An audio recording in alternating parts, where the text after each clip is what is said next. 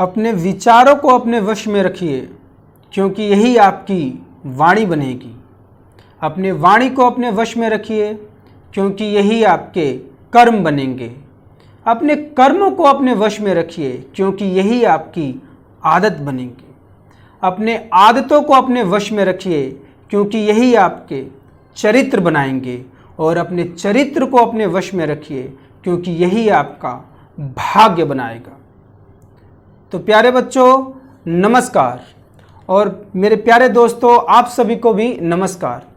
कैसे हैं आप सभी? उम्मीद करता हूं आप सभी स्वस्थ होंगे और अपने जीवन का भरपूर आनंद ले रहे होंगे। जैसा कि आप सभी जानते हैं कि आज 5 सितंबर है और आज सभी विद्यार्थी, शिष्य टीचर्स डे मना रहे हैं और अपने उन महान गुरुओं को याद कर रहे हैं, उनको धन्यवाद कह रहे हैं, थैंक यू कह रहे हैं और अपना आभार प्रकट कर रहे हैं। और करें भी क्यों ना, क्योंकि ये टीचर्स ही तो हैं, ये उनके गुरु ही तो हैं जो उनको अंधकार से प्रकाश की तरफ ले जाते हैं, उनको सही और गलत में परख करना सिखाते हैं। कबीर साहब कहते हैं कि गुरु गोविंद दोऊ खड़े काको लागे पाए, बलिहारी गुरु आपने जिन गोविंद दियो बताए। तो ये गुरु ही तो हैं जो हमें भगवान से मिलने का रास्ता बताते हैं। और कबीर साहब कहते हैं, यदि गुरु और गोविंद मतलब भगवान और गुरु दोनों ही मुझे मिल गए तो सर्वप्रथम मैं अपने गुरु के चरणों में शीश झुकाऊंगा, क्योंकि गुरु के माध्यम से ही मुझे भगवान मिले हैं। तो गुरु की महिमा लिखा नहीं जा सकता, बताया नहीं जा सकता बोल के, क्योंकि गुरु ही किसी भी इंसान के भविष्य का निर्माण करते हैं।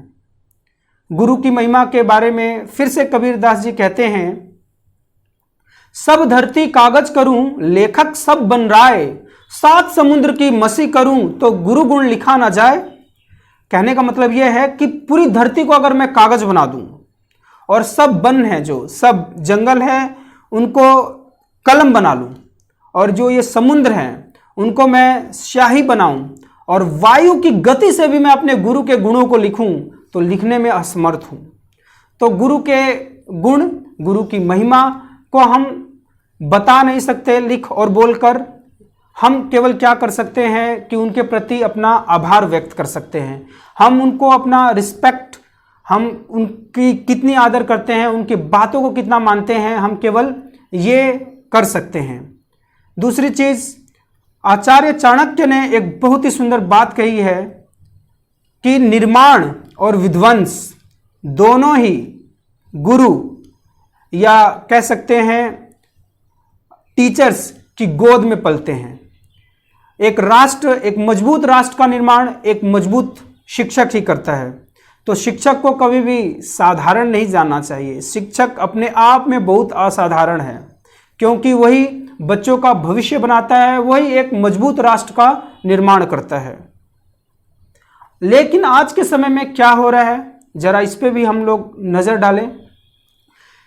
देखा जाता है कि एक क्लास में शिक्षक तो एक ही है, वही सभी विद्यार्थियों को, अगर 25 हैं, 30 है, 35 विद्यार्थी हैं, सभी को समान रूप से शिक्षा देता है।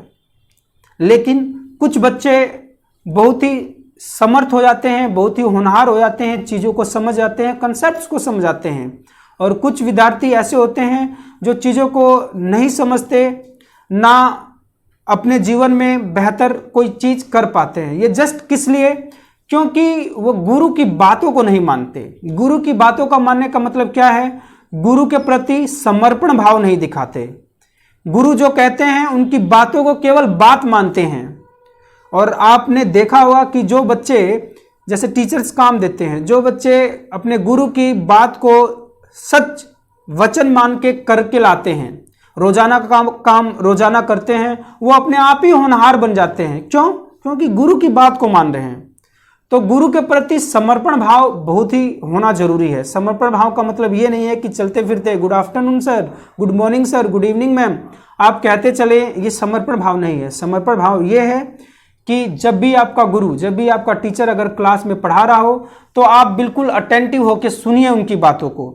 वो उस समय आपको केवल पढ़ा नहीं रहे होते हैं, उस समय उनके मुख से अमृत निकल रहा होता है। उनकी बातों को आप ध्यान से सुनिए, अगर आपको प्रश्न भी करना है, जैसे कि बहुत बच्चे कई बार क्या होता है टीचर्स की बातों से सहमत नहीं होते हैं, तो प्रश्न भी करना है तो एक विनम्र भाव से आप अपने गुरु से प्रश्न कीजिए। ये होता है सही तरीका। आप गुरु की बातों से सहमत नहीं है तो एक तरीका होता है, उस तरीके से प्रश्न कीजिए।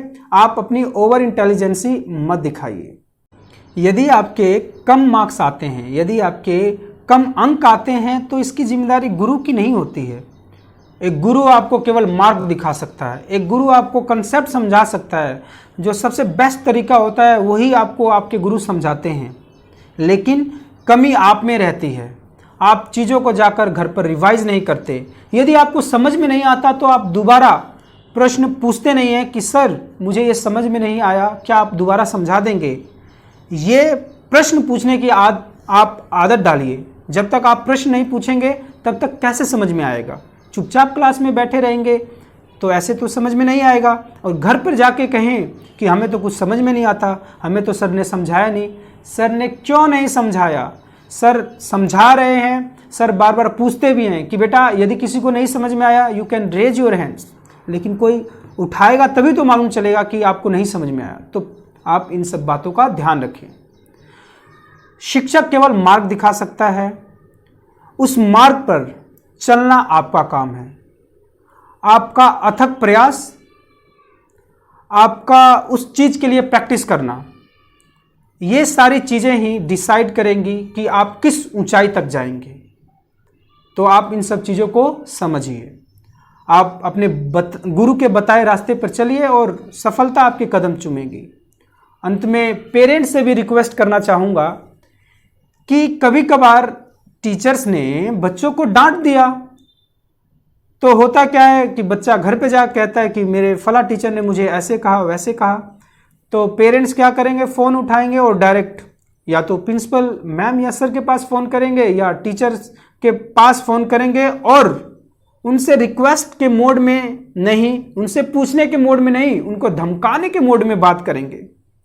आप ये कभी मत भूलिएगा कि गुरु गुरु होता है, राष्ट्र का निर्माण करने वाला गुरु होता है। आप उसको धमका कैसे सकते हैं? यदि आप टीचर से ऊंची आवाज में भी बात कर रहे हैं तो इसका मतलब यही है कि आपको आपके गुरु ने तो बताया तो होगा लेकिन आपने उनकी बातों को नहीं माना, आपकी परवरिश खराब हुई है।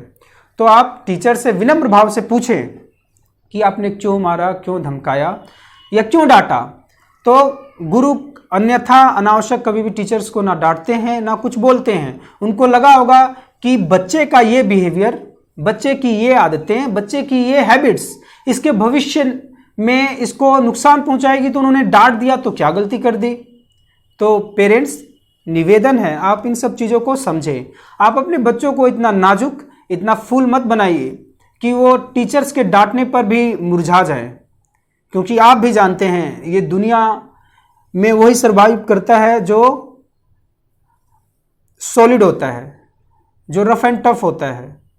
तो अगर टीचर ने डांट दिया तो इसका बुरा मानने और मनाने की कोई ज़रूरत नहीं है।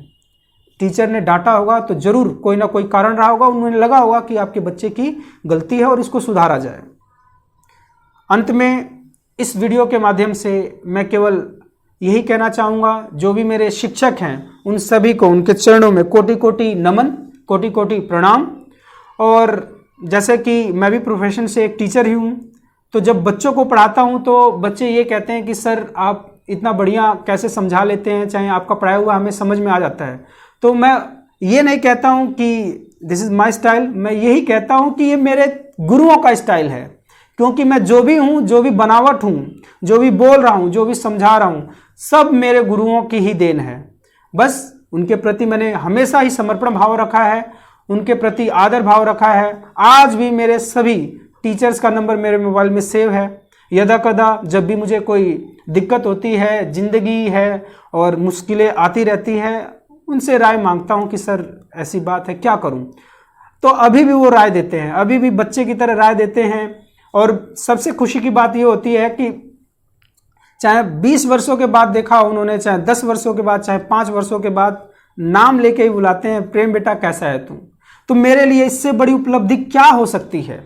तो मैं अपने सभी गुरुओं को प्रणाम करता हूं और कोई अगर मुझसे पूछता है कि आपका गुरु कैसे होते हैं, कैसे थे आपके टीचर्स, तो बस एक ही शब्द निकलता है, लाजवाब।